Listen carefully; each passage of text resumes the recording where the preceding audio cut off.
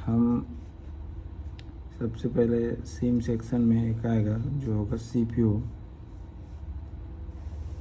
CPU IC क्या करेगा, पहले उसको रीड करता है किसको, सिम को रीड करता है कि कौन सा सिम लगा हुआ है। उसके बाद उससे जो डेटा मिलता है उसी डेटा को वो नेटवर्क सेक्शन को देता है और नेटवर्क सेक्शन फिर उस सर्विस प्रोवाइडर का जो है नेटवर्क को सर्च करता है। तो यहाँ पर हमारा सिम 1 हो गया, ये हो गया हमारा सिम 1 और एक है हमारे पास सिम 2।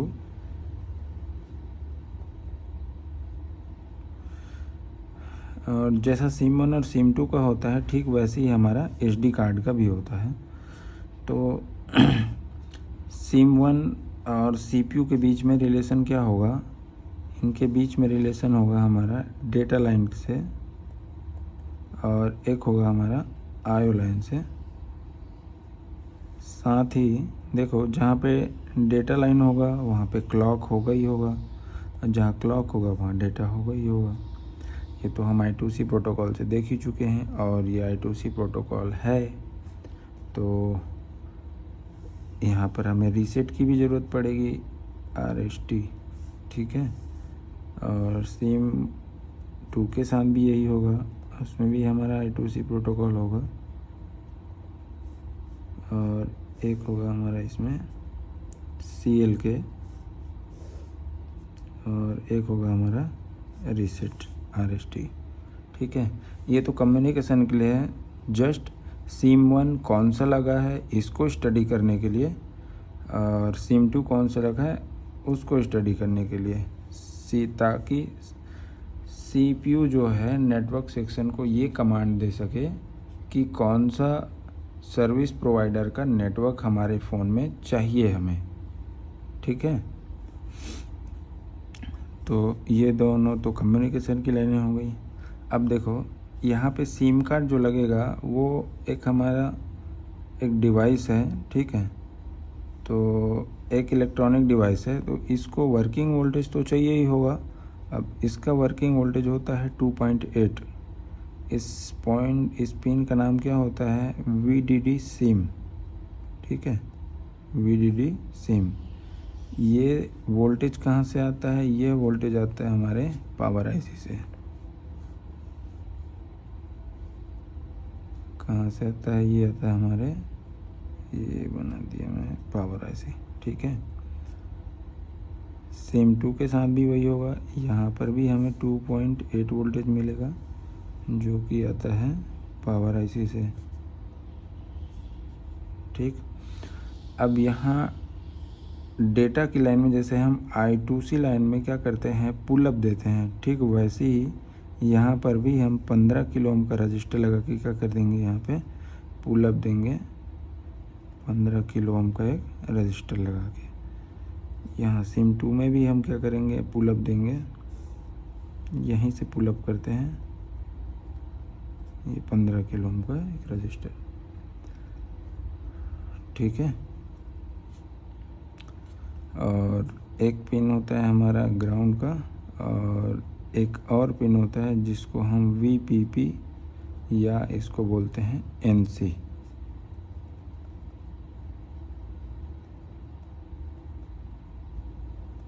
ठीक है। ये हो गया।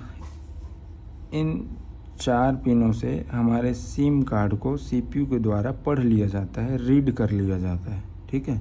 और राइट भी कराया जा सकता है, लेकिन कब रीड करना है कब राइट कराना है ये निर्भर करता है हमारे सिम ट्रे में लगा हुआ डिटेक्ट पिन के द्वारा।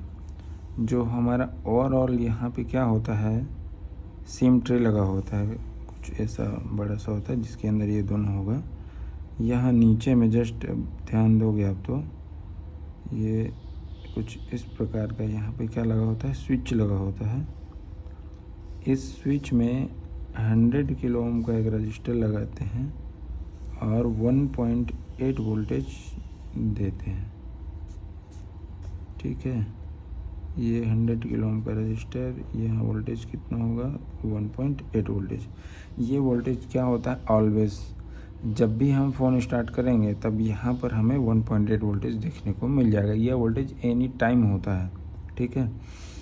लेकिन यह वोल्टेज जीरो कब होता है, जैसे ही हम सिम स्लॉट में सिम ट्रे को इंसर्ट करते हैं तो ये क्या करता है, इसको पुल कर देता है और ये जाके स्विच हो जाता है किसके साथ में, ग्राउंड के साथ में। तो यह वोल्टेज क्या हो जाता है 1.8 से ये हो जाता है जीरो।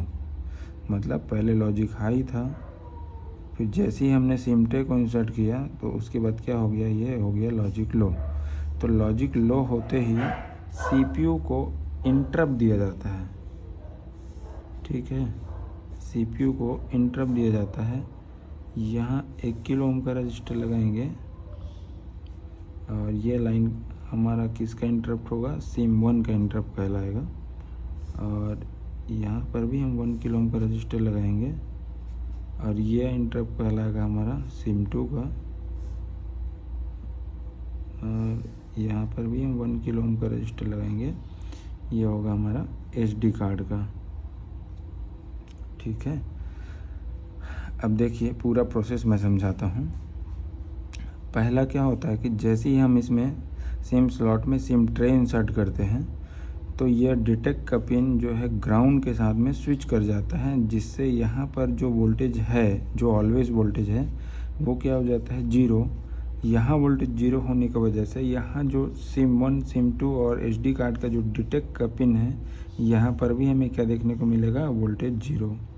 यह वोल्टेज जीरो जब हो जाता है उसके बाद फिर ये सीपीयू क्लॉक और डेटा की लाइन और एक रीसेट की लाइन से जो है यहाँ पे लगे हुए सिम कार्ड को स्टडी करना चालू कर देता है। जैसे मान लो कभी ऐसा हो कि हम सिम 1 में ही सिम लगा रहे हैं लेकिन सिम 2 में नहीं लगा रहे हैं, ठीक है, और हम मेमोरी कार्ड भी नहीं लगा रहे हैं, तब क्या होगा, तभी भी यही सेम प्रोसेस होगा कि जैसे ही हम लगाएंगे तो ये डिटेक्ट का पिन इसके साथ स्विच करेगा और स्विच करते ही यहाँ तीनों पॉइंट में हमें क्या देखने को मिलेगा, वोल्टेज जीरो। उसके बाद सीपीयू क्या करेगा, यहाँ से सिम 1 और सिम 2 और एक हमारा एसडी कार्ड, इसके लिए क्लॉक डेटा से जो है सिग्नल जो है सेंड करेगा।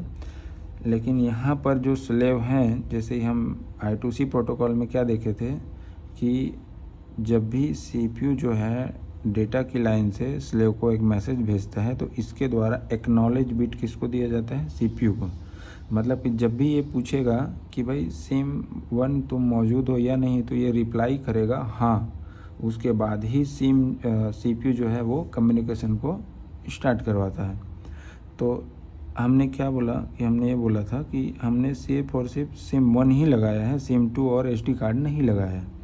तो इस दौरान सिम 1 लगाया तो सिम 1 रिप्लाई करेगा, जिससे सीपीयू को समझ में आ जाएगा कि सिर्फ और सिर्फ सिम 1 लगाया गया है, ना कि सिम 2 और एसडी कार्ड।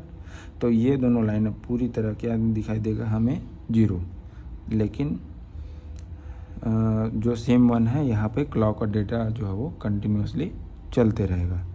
अब इनमें से कोई भी एक फॉल्ट होगा, कोई सा भी एक लाइन फॉल्ट होगा तो हमें क्या प्रॉब्लम जो दिखाई देगा डिस्प्ले में, एक होगा नो सिम कार्ड और एक होगा इंसर्ट सिम कार्ड, ठीक है। ये दो मैसेज जो है देखने को मिलेगा, नो सिम कार्ड या तो इंसर्ट, ठीक है। ये हमारा सिम सेक्शन है। अब